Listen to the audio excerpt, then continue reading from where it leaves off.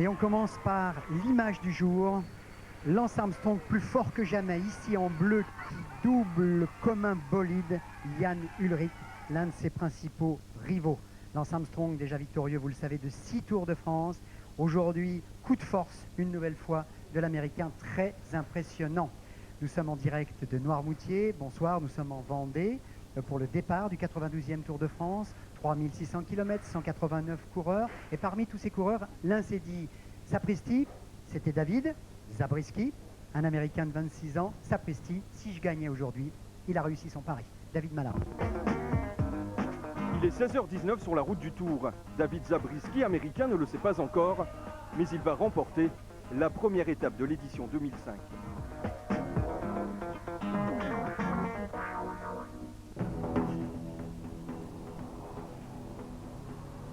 24 heures plus tôt, Jan Ullrich en pleine préparation. Le leader de la T-Mobile découvre le profil de cette première étape, 19 km entre Fromentine et Noirmoutier-en-l'Île.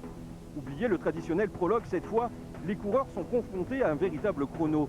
Les favoris du Tour de France doivent répondre présents dès le départ. C'est clair que si on veut se battre pour la victoire finale sur le Tour, il faut déjà être parmi les premiers demain et ne pas perdre de temps. Je ne sais pas si je vais gagner, on verra bien. En tout cas, je suis en forme. Nantes, 10h ce matin. Avec Jan Ullrich et Santiago Botero, Michael Rogers est le nom le plus souvent cité pour la victoire à Noirmoutier. Double champion du monde du contre-la-montre, l'Australien, 25 ans, est une valeur montante.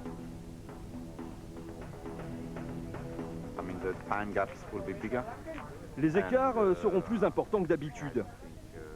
Mais je ne pense pas qu'on puisse faire une grosse différence pour la suite du Tour. Aujourd'hui, au lieu de gagner de quelques secondes, ce sera plus important et c'est bon pour moi. 15h40, le Tour de France 2005 s'élance enfin. Visage concentré, regard intense, les 189 coureurs de la Grande Boucle débutent une aventure de 3608 km. Le plus gros coup de la journée est signé David Zabriskie. L'Américain de l'équipe CSC avale les 19 bornes du parcours en 20 minutes et 51 secondes, à plus de 54 km/h de moyenne. Aujourd'hui, personne n'ira aussi vite. Zabriskie, 26 ans, réalise la plus grosse performance de sa carrière. Alexandre Vinokourov, lui, n'est pas sur son terrain préféré. Pourtant, le Kazakh, qui fait partie des favoris pour la victoire à Paris, réalise une course impressionnante. Vino termine 3e à 53 secondes du vainqueur.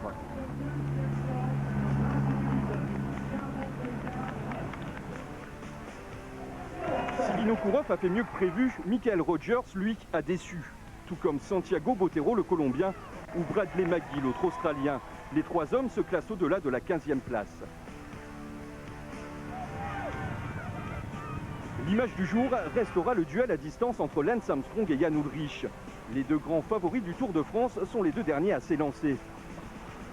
Il est un peu plus de 19h et le scénario impensable se produit. L'Américain, parti une minute derrière l'Allemand, rejoint son ennemi préféré pour finalement le doubler. Armstrong termine à 2 petites secondes de Zabriskie, qui, le sextuple vainqueur de la Grande Boucle, impressionne déjà tous ses adversaires. Après sa chute à l'entraînement hier, Ullrich, lui, seulement 12e à 1 minute 08, connaît un début de tour chaotique. J'ai vu Jan juste avant le premier time check. Et j'ai dit, oh, c'est pas mal aujourd'hui. David Zabriskie, premier maillot jaune du Tour. Armstrong, 2e et Hincapie, 4e. Les États-Unis ont déjà pris le pouvoir. Un coup d'œil sur le classement tout de suite. Donc victoire de David Zabriskie, l'Américain de 26 ans, un ancien coéquipier d'Armstrong. Et regardez, il y a seulement 5 coureurs sous la minute derrière David Zabriskie. C'est-à-dire que et Zabriskie et Armstrong, et surtout Armstrong, bien sûr, ont fait le trou. Ils ont déjà fait le trou après 19 km seulement de course dans cette première étape entre Fromentine et Noirmoutier-en-l'Île. Qui peut mettre en question la supériorité de Lance Armstrong? La réponse, David Malard. Je rêve tous les ans de ma victoire sur le Tour de France et cette année ne déroge pas à la règle. J'ai beaucoup travaillé pour ça, je me suis beaucoup entraîné. Bien sûr, il y aura une part de chance. Il faudra une équipe très bonne, mais je vais essayer une nouvelle fois, comme en 97, de réaliser mon rêve.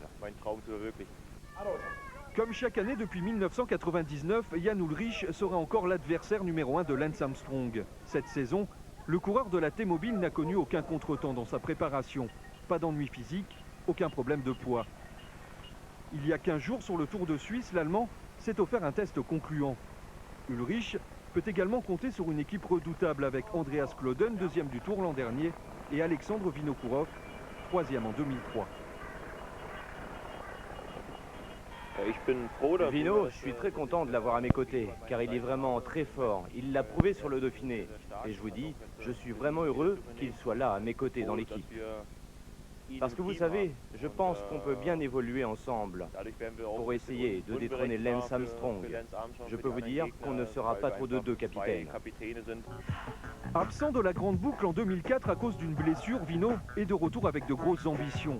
Sa formidable prestation il y a 2 ans l'a fait passer du rôle d'outsider à celui de prétendant à la victoire finale. Son association avec Ullrich pourrait bien faire passer quelques nuits blanches à Lance Armstrong. Il faut d'abord, je pense, isoler Lance et après faire chacun son tour. Et bon, je pense qu'on est quand même un peu plus avantageux. Mais on verra bien, c'est facile à dire, mais il faut réaliser et bon, on travaille pour ça. À côté de l'armada T-Mobile, un homme rêve de faire vaciller le roi. Ivan Basso, troisième du Tour l'an dernier et adversaire le plus coriace d'Armstrong en montagne. Cette saison, l'Italien a beaucoup travaillé le contre-la-montre, exercice où le Tour peut se gagner ou se perdre. À 27 ans, Basso n'a jamais semblé aussi fort. Io penso che con Armstrong è ancora lui il favorito numero 1. Je pense qu'Armstrong est encore le favori numéro 1 cette année, mais il y a 3 ou 4 coureurs capables de le battre, comme Ullrich ou moi. Alejandro Valverde, lui, va découvrir le Tour de France. Avec Cunego, l'Italien, et Bonnen, le Belge, il représente la nouvelle génération du cyclisme mondial. À 25 ans, l'Espagnol sera à coup sûr l'une des attractions de ce mois de juillet. Cette année, je crois que le principal objectif, c'est de gagner des étapes, parce que pour le classement général, ça va vraiment être un peu compliqué. Pour les étapes, ça sera aussi compliqué, bien sûr, mais pour moi, c'est quand même plus facile. Côté tricolore, pas vraiment de nouveauté. On attendra Moreau, Moncoutier, Chavanel et Thomas Vauclair, bien entendu. Mais le héros du dernier tour, devenu le Français le plus populaire, reste lucide. Retrouver le maillot jaune cette année sera très difficile. Il faut toujours garder à l'esprit que quand ça monte vite, ça peut aussi vite redescendre. Donc il faut garder la tête sur les épaules et puis essayer de faire en sorte que ça ne redescende pas justement. Si pour Vauclair et tous les Français, battre Armstrong est mission impossible, rien ne les empêche de s'offrir un petit morceau de gloire. Les Français aujourd'hui, ça a été Walter Beneteau, un Vendéen qui a terminé à 1:30 de Zabriskie. Les rendez-vous demain, c'est très simple. Sur France 3, d'abord, Laurent Louillat et Vincent Ferniaud à 10h43 exactement sur la route du Tour. Et puis ensuite, il y aura 13h30 la légende du Tour avec Jean-Paul Ollivier et le grand direct à partir de 14h. Henri Sagnier, Laurent Jalabert, Jean-Paul Ollivier, Thierry Adam, Jean-René Godard. Bonsoir à tous, vive le vélo. Et hop.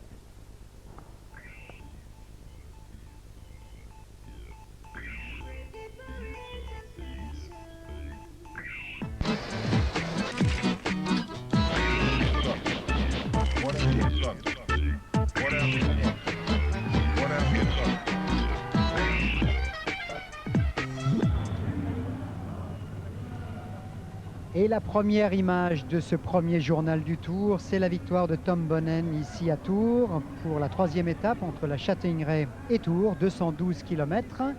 Le même scénario qu'hier, c'est-à-dire une échappée au long cours. Ils ont été rattrapés dans les faubourgs de Tours et ensuite sprint massif. Sprint un peu houleux d'ailleurs puisque Robbie McEwen qui avait terminé 3e a été déclassé.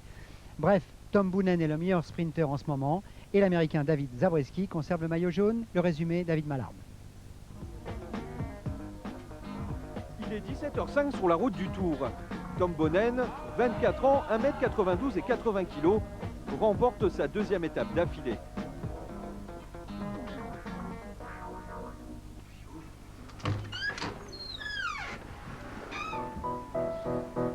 Ce matin, la belle aventure de Thomas Vauclair continue.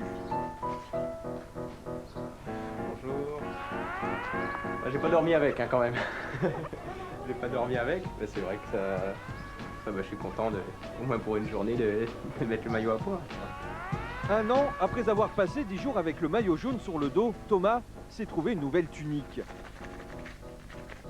3 petits points pris hier et une cote de popularité au sommet. Après la Virenque-mania, la France tombe peu à peu dans la Vauclair-mania.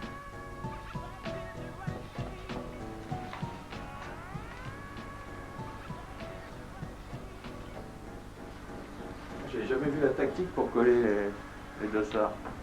Voilà, normalement là ils sont bien collés. Un peu froissés mais au moins bien collés. Bon bah c'est parti. Au départ de la Châtaigneraie, Thomas Vauclair et tous les Bouygues Télécom ont une mission bien précise.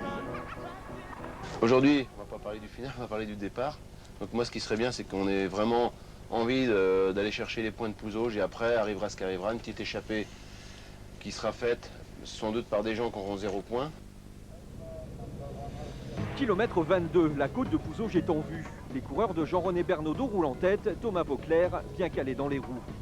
Tout se déroule parfaitement jusqu'à ce que Fabian Weckmann s'en mêle. L'Allemand saute le Français sur la ligne. Vauclair ne marque que 2 points, son beau maillot est en péril. Avant même le départ de ce matin, on avait un petit peu prévu ce scénario-là et c'est vrai que bon, j'avais le maillot mais seulement 4 points donc c'était pas une avance suffisante pour pouvoir gérer quoi. Mais bon non, c'est pas une grosse déception. Quelques minutes plus tard, le scénario prévu se réalise. 3 hommes se détachent, l'échappée du jour est lancée. À l'avant, on retrouve un AG2R comme hier. Cette fois, c'est Nicolas Portal qui s'y colle. Il y a là Eric Decker, l'ancien 34 ans, et le Suisse Rubens Bertogliati. La course ne fait que commencer, alors forcément, le peloton laisse filer.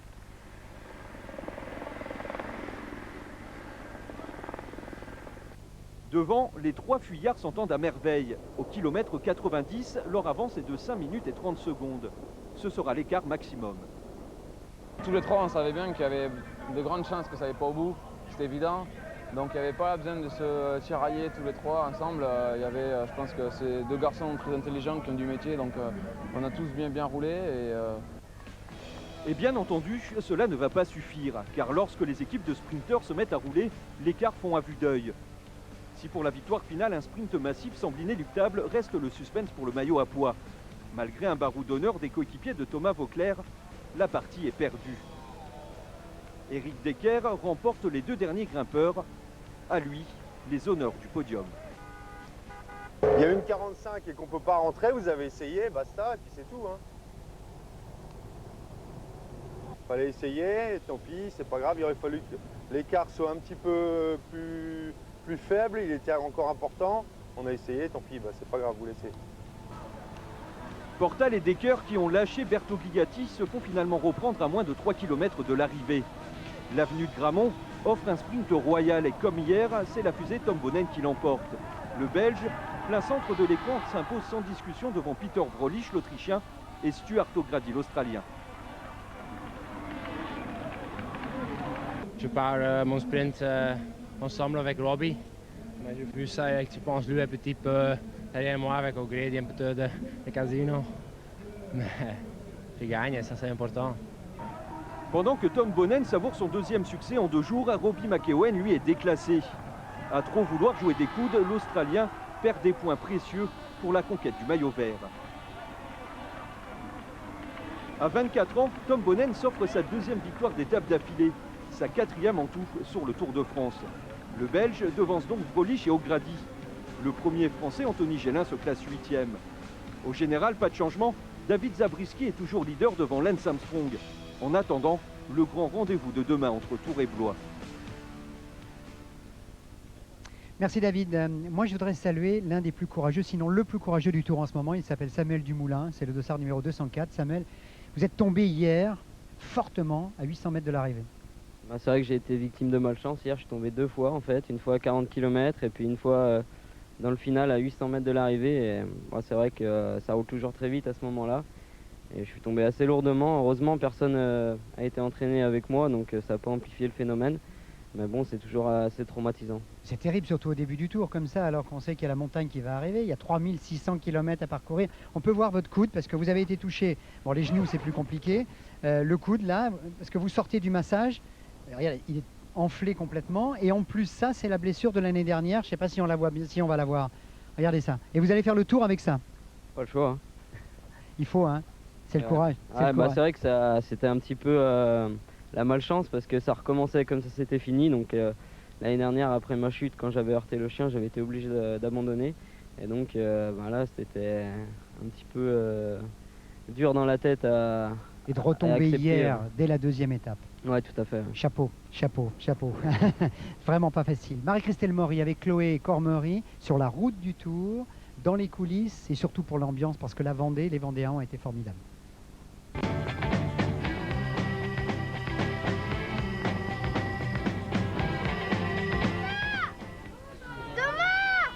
C'est un peu la vedette de la journée sur la route du Tour. Thomas Vauclair et son maillot à pois rouge en plein élan de solidarité. Souvent j'entends bon, on était là-bas, tu te souviens, on avait pris une photo ensemble et tout. Bon, je peux pas me rappeler de tout, mais souvent c'est comme ça. Ouais. Je vous présente la dame qui l'aime. C'est cette dame-là, Michel. Allez, c'est une fan, c'est une fan. Thomas Vauclair, il paraît. Ah oui, j'aime bien, ouais. Pourquoi? J'aime bien. Ah bah, il est oh, ça va être. Allez, vas-y Thomas, Pas trop, hein, quand même. Si, ça va être ça. Ça va être ça. Garde tes forces quand même pour les autres. Hein. Donc je suis comme ça et puis bon, c'est sûr qu'il va y avoir un mouvement de comme ça. Vous avez l'air très ému là. Oui. Oui. Pourquoi? Ça, on peut pas le décrire ça. C'est l'émotion, c'est. Déjà hier avec. Hein Déjà hier. Avec hier j'ai Michel. vu Michel Jonas, j'étais comme ça. J'avais les jambes qui tremblaient. De la douche. Ah, j'arrive pas à le voir.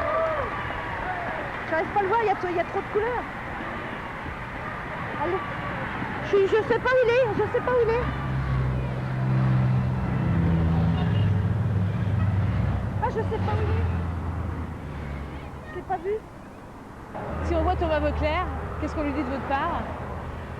Vous lui dites, oui, vous lui demandez un autographe de la part de Valérie, une factrice sur Chinon, qui l'envoie au bureau de poste, éventuellement qui met le bureau de poste de Chinon à l'attention de Valérie.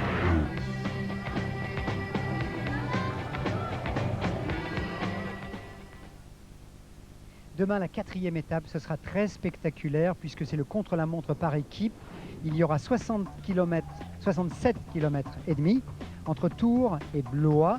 Il se passera évidemment des choses parce que l'équipe de Lance Armstrong veut gagner, mais les CSC vont défendre leur maillot. Bref, du grand spectacle demain à partir de 14h30 avec Henri Sagnier et avec Laurent Jalabert. Une image juste pour terminer. Samuel, auriez-vous la gentillesse de vous tourner? Petit coucou à Vincent, hein, voilà. Le coiffeur du Et Tour. Vincent aussi, regardez, regardez, il a son dossard, le 204. Là, c'est très facile de le reconnaître dans le peloton. Demain, Laurent Luyat à partir de 11h sur France 3. Salut.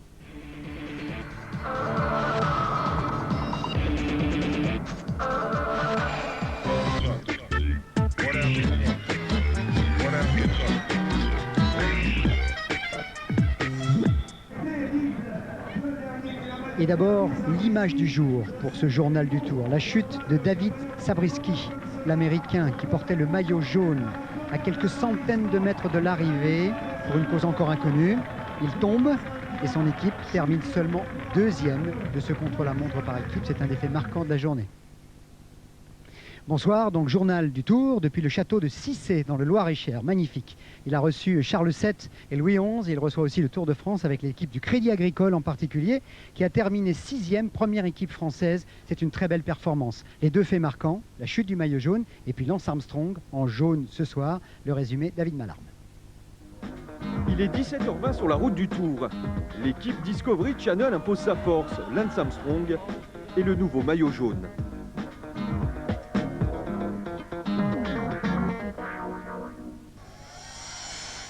Quelques heures plus tôt, au départ de l'étape. Les boys sont déjà en ordre de marche. Cet après-midi, Lance Armstrong et ses coéquipiers vont réaliser l'un de leurs exercices préférés, un contre-la-montre par équipe de 67 km 500. C'est à San Diego que l'équipe prépare les chronos. Des essais en soufflerie où tout est analysé en temps réel grâce à un procédé mis au point par une société basée au Texas. Armstrong a amené la technologie en termes effectivement d'aérodynamisme, mais aussi en termes de traitement et de télémétrie des données. C'est-à-dire qu'il ne laisse rien au hasard. Et effectivement, quand on regarde le contre-la-montre par équipe de l'année dernière, l'écart entre l'équipe qui a gagné et l'équipe qui a été numéro 2 a été de l'ordre d'une 50aine de secondes. Et il est clair que c'est la technologie qui a pu permettre de justifier d'atteindre cet écart.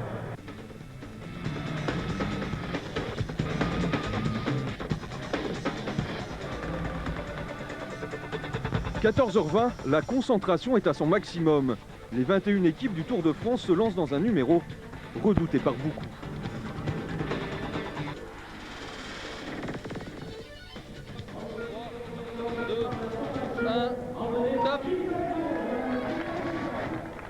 Aujourd'hui, les Français ne sont pas là pour la victoire finale, mais l'équipe du Crédit Agricole a toujours bien réussi dans cet exercice.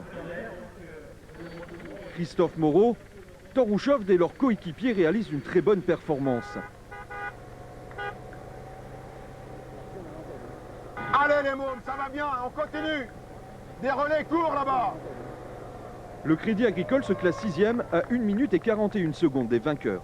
L'équipe du Crédit Agricole, les combats qu'on est, on s'est vraiment fait plaisir, on s'est fait très mal. Et c'est vrai qu'on a été homogène tout au long de l'étape et sans jamais se désunir. Et je crois que c'est un petit peu la solidarité d'aujourd'hui du groupe.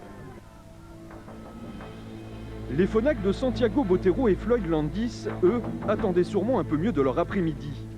L'équipe suisse n'est jamais en mesure de se battre pour la victoire. Il termine 5e à 1 minute 31 secondes, juste derrière les étonnants Espagnols de Liberty Seguros. Avec la T-Mobile, la bataille pour la plus haute marche du podium est enfin engagée. Jan Ullrich, Alexandre Vinokourov et Andreas Klöden doivent absolument limiter les écarts avec Lance Armstrong.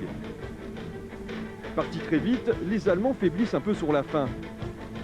Ils se classent 3e à 35 secondes des premiers. Le contrat est rempli. Le moyenne et meilleur temps d'1 heure, 11 minutes et 14 secondes, 56. Restent les deux grands favoris de l'étape, les Danois de la CSC et bien entendu les Américains de Discovery Channel. La lutte au sommet tient toutes ses promesses. Les coéquipiers du maillot jaune sont en tête à tous les points intermédiaires, mais l'écart ne cesse de diminuer. 15 secondes, 6 secondes puis 2 secondes à 6 km de l'arrivée. Quelques minutes plus tard, l'impensable se produit. David Zabriskie, le maillot jaune, se retrouve à terre. En un instant, la victoire d'étape s'envole. Quand il y a eu la chute, tout le monde s'est relevé d'un seul coup. Hubert a dit Ivan est là, il faut foncer. Et le temps que ça se passe là, il se passe bien 5 secondes. David Zabriskie se relève meurtri dans sa chair et dans sa tête. Son équipe vient buter à 2 secondes des Discovery Channel. Lui perd son maillot jaune. La belle histoire se termine tristement. Une fois de plus, Armstrong et ses boys imposent leur loi. Impressionnant de puissance et de détermination, l'Américain répond présent au moment important. Après sa démonstration lors de la première étape, Armstrong emmène son équipe vers la victoire. 4 jours de course, et voilà le sextuple vainqueur du Tour, déjà en jaune.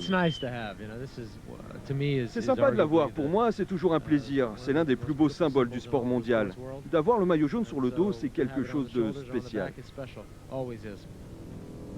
Premier de l'étape, l'équipe Discovery Channel devance la CSC de 2 secondes et la T-Mobile de 35 secondes. Au général, Armstrong est suivi de son coéquipier Georgine Capi. Vinokourov est à 1 minute 21 secondes, Ivan Basso à 1 minute 26 et Jan Ullrich à 1 minute 36 secondes. Et pour saluer la performance du Crédit Agricole, donc Sébastien Hinault, bravo, félicitations, 6e, c'est vraiment bien. Oui, c'est vrai qu'on est assez fiers de nous, première équipe française et pas si loin que ça des cadors. Exercice très difficile, beaucoup de solidarité, Christophe l'a dit tout à l'heure, c'est vrai, vu de l'intérieur, c'est très spécial. C'est vrai que c'est un exercice qu'on ne fait pas souvent et qu'on n'est pas habitué à faire, mais malgré tout, ça reste une spécialité maison Crédit Agricole, on va dire. On l'avait gagné en 2001 et ça reste toujours un objectif chaque année. Vous avez souffert cet après-midi? Oui, comme chaque coureur, je pense. Chaque coureur à son niveau a mal quand la monte par équipe. Et maintenant, il faudra emmener Torouchov donc à la victoire, parce que c'est vous en particulier qui l'emmenez pour les sprints. Il nous en reste encore jusqu'à la fin de semaine pour espérer gagner une étape au sprint, mais ça peut être aussi très mouvementé avec des échappées d'ici la fin de semaine. Merci Sébastien. Je ne sais pas si vous l'avez vu, mais ce matin, juste avant votre course à vous, il y avait des gars qui ont du cœur. Ils ont participé à la course du cœur avec le mécénat chirurgie cardiaque. Marie-Christelle Maury les a suivis, ces champions.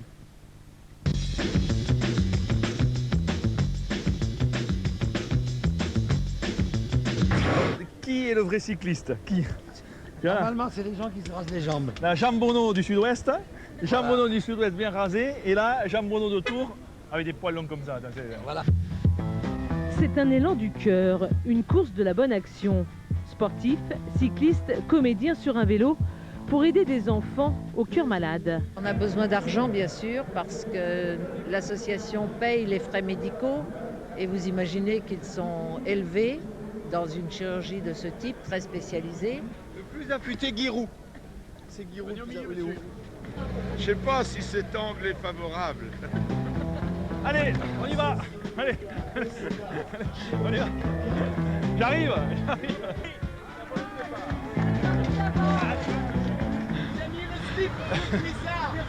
Il m'avait pas dit qu'il fallait pas mettre de slip. Ah bah attends. Ces routes-là en plus, ça me rappelle en 70, on était partis comme ça, sur ce même parcours. Et je me rappelle qu'il y avait une prime à Amboise, il y avait 25 bouteilles de rosé d'Amboise à gagner, je les avais gagnées. Mais il y avait que moi qui savais qu'il y avait la prime, donc c'était facile à gagner. Je traverse l'air avec une facilité. Faut pas trop que je respire parce que ça m'assèche la bouche. Même pas essoufflé. C'est la première fois de ma vie. Et la dernière que je peux prendre la route Virenque. J'en profite. C'est lui qui est derrière là, non? Ah ouais, accroche-toi Richard, c'est bon. Direction générale de Loup, Paul Belmondo, Antoine Depaule, Richard Buron. On a l'impression d'être des mômes. Sur la route, il y a les gens, on a l'impression que c'est pour nous. C'est génial. Je veux que je t'arrose, mais je t'arroserai pas.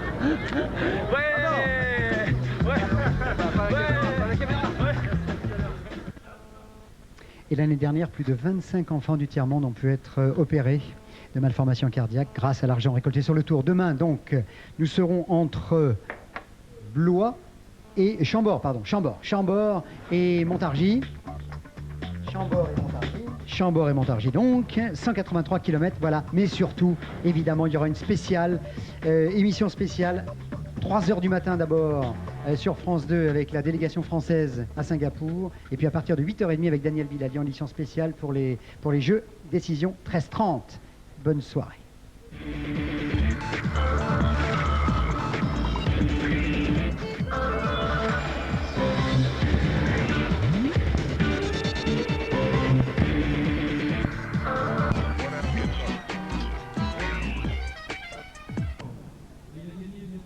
Et d'abord l'image du jour, la chute du héros du jour, Christophe Mangin, à 800 mètres de l'arrivée, un dernier virage à angle droit dans les rues de Nancy.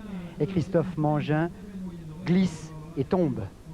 Devant lui, Lorenzo Bernucci de la Fassa Bartolo va s'échapper et il va gagner dans un fatras de vélo derrière avec son compagnon et qui lui dit d'accélérer. Bonsoir, c'était donc la 6e étape entre Troyes et Nancy. Il y a eu 5 courageux qui sont partis devant, emmenés par Christophe Mangin. Ils ne sont pas allés au bout car il s'est passé énormément de choses dans une étape marquée par le mauvais temps. Il a beaucoup plu et surtout moins 12 degrés aujourd'hui sur les routes du Tour. Le résumé, David Malarme. Il est un peu moins de 17h sur la route du Tour. Lorenzo Bernucci, 26 ans italien, s'offre la première victoire de sa carrière professionnelle.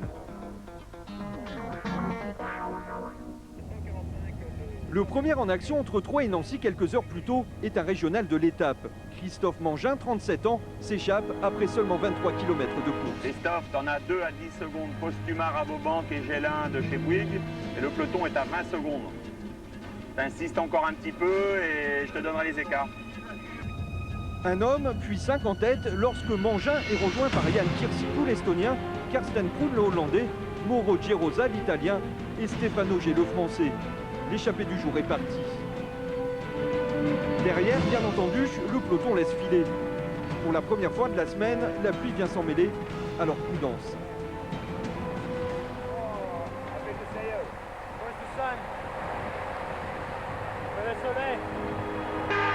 8 minutes et 30 secondes d'avance au kilomètre 80 pour les 5 hommes et un maillot à poids à conquérir. Stéphane Auger et Karsten Kroon se lancent dans la bataille. Finalement, ce sera le Hollandais qui en sortira vainqueur.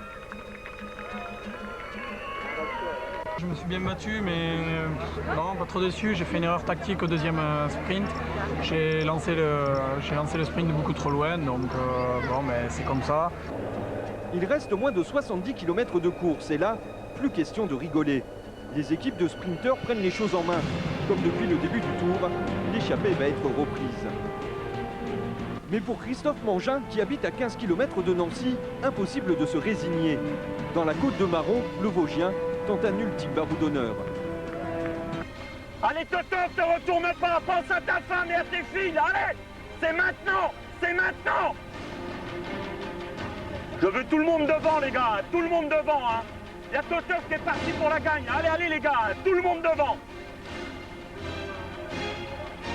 Allez mon petit, allez, allez, encore Toto! Jusqu'au bout, tu vas y croire! Jusqu'au bout, mon! L'écart ne cesse de fondre, il reste moins de 2 km à parcourir, Mangin n'a plus qu'une poignée de secondes d'avance. Oh, il va nous faire crever, putain.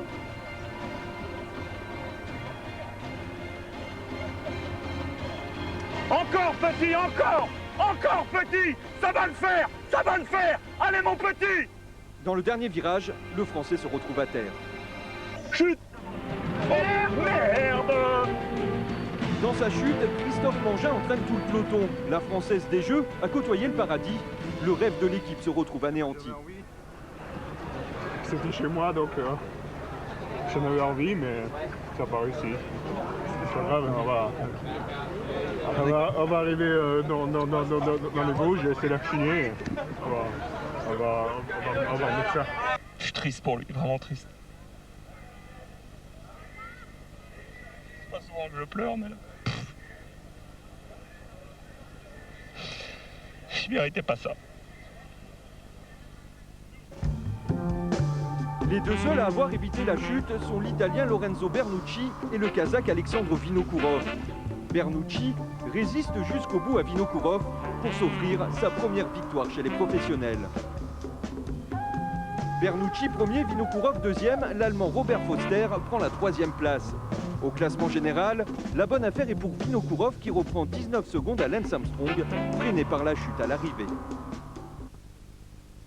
Et oui, la bonne affaire pour Vinokourov, résumé de David Malherbe, donc avec Philippe Lafont et Régis Maté. C'est donc première victoire pour Lorenzo Bernucci, pour son premier Tour de France, journée des premières, car c'était aussi la première fois que Odette et Marie-Rose voyaient le Tour.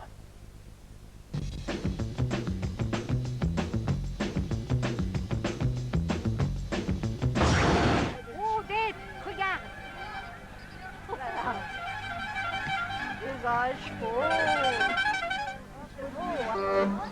Elles s'appellent Odette et Marie-Rose. Elles ont 88 et 78 ans. Elles habitent Blénaud-les-Toules, kilomètre 157 sur la route du Tour. Aujourd'hui, c'est jour de fête. On oublie le Scrabble et on regarde le Tour passer pour la première fois de sa vie. Oh, mais alors là, le chapeau. Chapeau. Quand je suis arrivée à Blénaud, puisque je ne suis pas d'ici, c'est elle que j'ai connue en premier il y a 56 ans. Et on ne s'est jamais quitté. 79.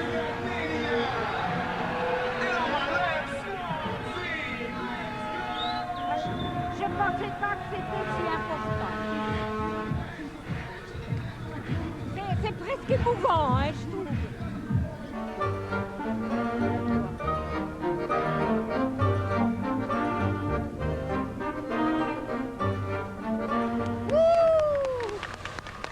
On voit pas le maillot jaune? Non, non, non. Non. J'ai pas vu le maillot jaune. C'est le maillot jaune, là? Ça fait chaud au cœur, hein. Ça fait chaud au cœur. Je ne verrai plus jamais de Tour de France, à mon âge, c'est pas possible. Pourquoi? On n'est pas con. Mais on ne sait rien, Odette. Surtout ici. Mais il peut y en avoir un dans 2 ans. Hein? Il faut passer. Odette et Marie-Rose, donc, reportage de nos vampes à nous, Marie-Christelle Maury et Chloé Cormery. Demain, vendredi 8 juillet, direction l'Allemagne, incursion en Allemagne pour le Tour de France, pour donc la 7e étape entre entre Lunéville et Karlsruhe, 228 km, c'est l'une des plus longues de ce Tour de France. Et puis vous retrouvez évidemment sur France 3 à 11h05 Laurent Luyat avec Vincent Ferniaud. Bonne soirée.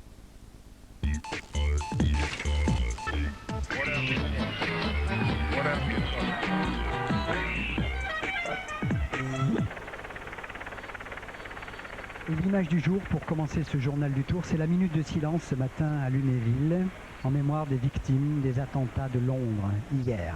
Le Tour de France qui ne veut surtout pas oublier. Bonsoir, je devrais dire plutôt ich muss sagen guten Abend, weil wir sind in Deutschland, parce que nous sommes en Allemagne ce soir, nous sommes en direct depuis Karlsruhe, dans l'hôtel des coureurs. Il y a d'ailleurs un peu d'agitation derrière. Deuxième victoire pour Robbie McEwen, Armstrong toujours en jaune. Le récit, David Malarme. Il est 17h10 sur la route du Tour. Robbie McEwen, l'Australien, remporte sa deuxième étape en 2 jours.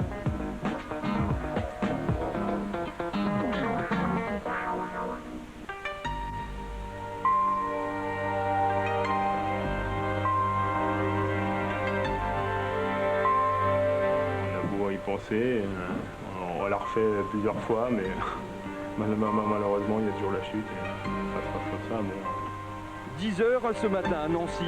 Pour Christophe Mangin, la nuit a sûrement apaisé l'énorme déception vécue la veille. Mais sur son corps, les traces de la chute, elles, ne sont pas dissipées. Ce qui m'inquiète le plus, c'est au niveau du fessier. J'ai un hématome au niveau de la fesse. C'est un muscle qui travaille beaucoup en vélo, donc j'espère que ça va aller. J'espère qu'une fois parti, une fois chaud, j'aurai plus trop mal. Malgré les blessures, Christophe Mangin repart au combat. Pour commencer,